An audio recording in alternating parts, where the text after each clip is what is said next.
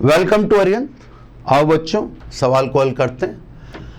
यह प्रकाश विद्युत प्रभाव का सवाल है।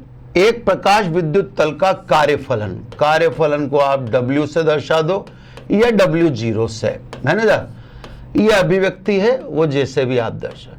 ये दे रखा है 4 इलेक्ट्रॉन वोल्ट। इलेक्ट्रॉन वोल्ट को जूल में कन्वर्ट कर लो। इलेक्ट्रॉन वोल्ट को जूल में कन्वर्ट करने के लिए 1.6 इंटू 10 की पावर -19 का गुणा करना पड़ता है। तो ये जूल में कन्वर्ट कर दिया साहब मैंने, कार्यफलन को जूल में कन्वर्ट कर दिया। इस पर आपतित प्रकाश की तीव्रता या आवृत्ति, तो इस पर जो आपने प्रकाश डाला उसकी आवृत्ति है 3 इंटू 10 की पावर 15 हर्ट्ज। ठीक है साहब। तो धातु का कार्यफलन जूल में लिख दिया। इलेक्ट्रॉन वोल्ट में तो बता ही रहे 4 इलेक्ट्रॉन वोल्ट है।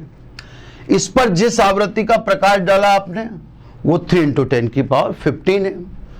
ये विकिरण आपतित करते हैं। अब ये कह रहा है उत्सर्जित फोटो इलेक्ट्रॉन का अधिकतम वेग बताओ।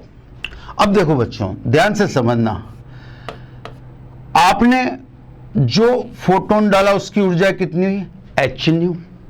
मैंने जूल में कन्वर्ट कर ही दिया, इधर आवृत्ति को भी और इसको, कार्यफलन को। इसमें से कार्यफलन घटा दो, W कह दो या W0 कह दो। तो सब आपतित प्रकाश की कुल ऊर्जा में से मैं कार्यफलन घटा देता हूं।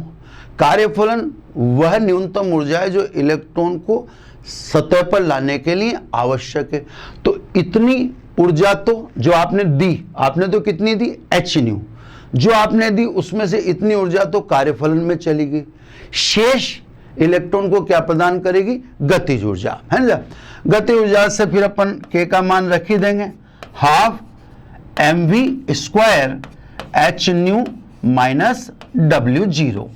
पहले इसको कैलकुलेशन में दिखा देता हूं। ये था h² माइनस W0 या W कह दो। h प्लांक कांस्टेंट है 6.62 इंटू 10 की पावर -34, जिसको 2 अंक तक ही लिख दिया मैंने 6.6, ठीक है, इंटू न्यू आवृत्ति 3 इंटू 10 की पावर। ये तो आपतित प्रकाश की ऊर्जा, इसमें से कार्यफलन आपने घटा देना। अब बच्चों ये जूल में है तो स्वाभाविक है इलेक्ट्रॉन वोल्ट में कार्यफलन नहीं चलेगा। इसने देखो कार्यफलन भी किस में कन्वर्ट कर दिया, इलेक्ट्रॉन, वही 1.6 इंटू 10 की पावर -19 से गुणा कर दिया। तो साहब गतिज ऊर्जा ये सोल्व करने के बाद आती है 1.34 इंटू 10 की पावर 18। ये गति ऊर्जा आएगी।